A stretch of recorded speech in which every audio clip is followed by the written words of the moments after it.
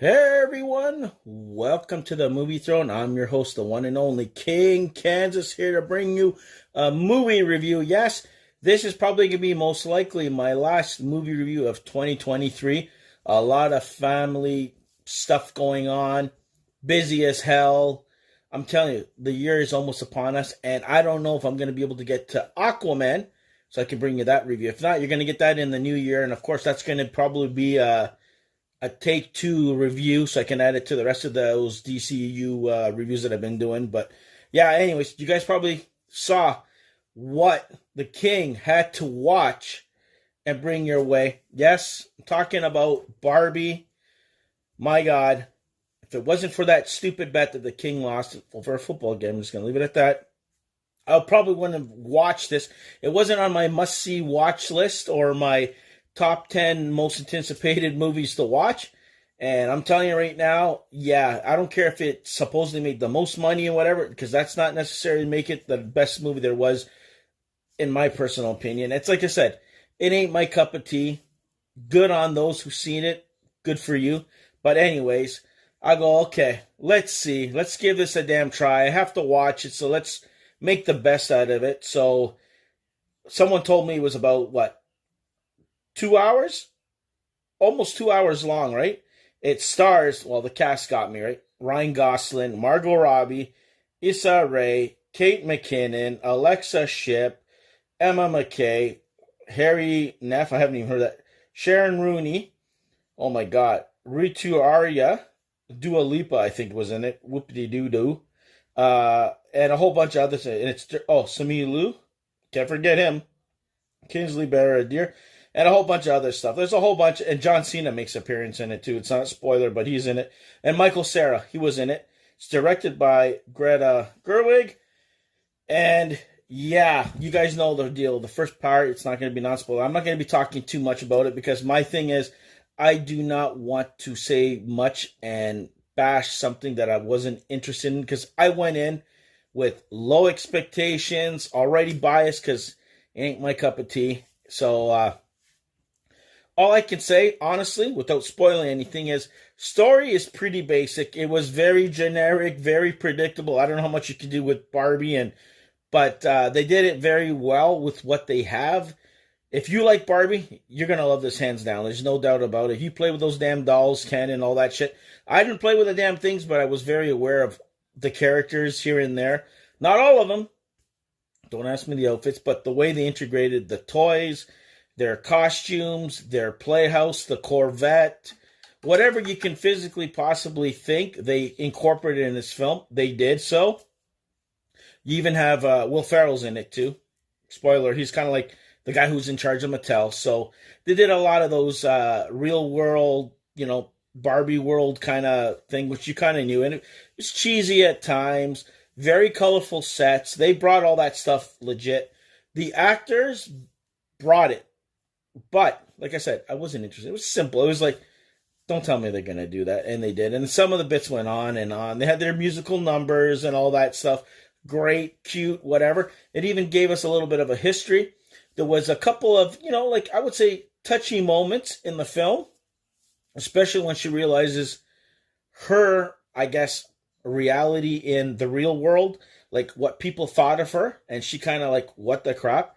And she started to get a little bit of feelings there. Ryan Gosling was hilarious, man. I'm telling you, he might have maybe stole the show with his little goofiness and men rule the world kind of thing. He got that in his hand, and what happened later in the film, and then they had to go rescue it. And I just like I said, the plot was silly. If you guys think you're going to be watching a serious film, don't. But it had a lot of good messages for women in there. I'm going to give them that. Especially the last 5 minutes of the film. That was a little bit touchy and serious. It got to the point. So if there was going to be a message out of this film, you got it then. But it was well shot, well executed for what they have. Very simple storyline. Not much, me personally, to tell you guys, you got to watch it. If not, you're done. It's the end of the world. If you're a Barbie fan, you'll definitely go see and enjoy it. And maybe if you're not, if you're a little bit maybe more open-minded than the King was, then you might like it. But for me, overall, not my cup of tea. Would I ever watch this? No. Would I buy on Blu-ray? Hell no. Would I buy this for my daughter? I don't think even if I had a kid, or my niece wouldn't even probably watch it. So I don't think she wanted to go see it. So I go tell you, everything. But is it worth, in my personal opinion, to be the number one box office? I'm like, I don't see it. Like, I really don't. I'm like, this almost felt like a TV, I guess, 1 hour special or some shit. That's what The King felt. But it was done well. Actors brought it. America Ferrell is in there too, so I just forgot to mention her. But they tied it pretty well. They made sense. They made a movie out of something that I didn't think they could. But, for some people it's enjoyable. For The King, no. So, there you go. That's my official non-spoiler Barbie movie. Okay, put that spoiler alert on the thing, guys. Holy crap. Plot was very simple. Barbie, is in the Barbie world, plastic world, whatever you want to call it, dollhouse world, whatever you want to call it. Fake, all these dolls, the generic, open the package, there's her outfit, let it go on, pouring the milk that's not there, stuff like that. Same old routine, singing, dancing, neglecting poor little Ken, because Ken felt like he's been used. Ryan Gosling's Ken, phenomenal. He was funny. He was probably the most enjoyable part of the whole thing, But she got a little taste of her medicine later, trust me, when they went to the real world and stuff, and she got rejected like him. He wanted to spend time with, but she wanted girls' nights every night kind of bull crap. So, trust me, it ends up happening the other way around. So, anyways, so she's wondering why all of a sudden she can't walk on her feet like heels. She's flat-footed, and oh my God, game over.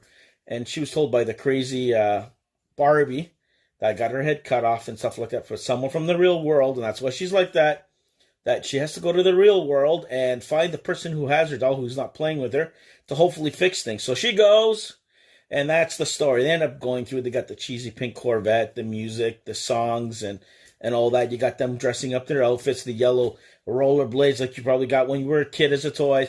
People making fun of them getting arrested because they quite don't know how the real world works.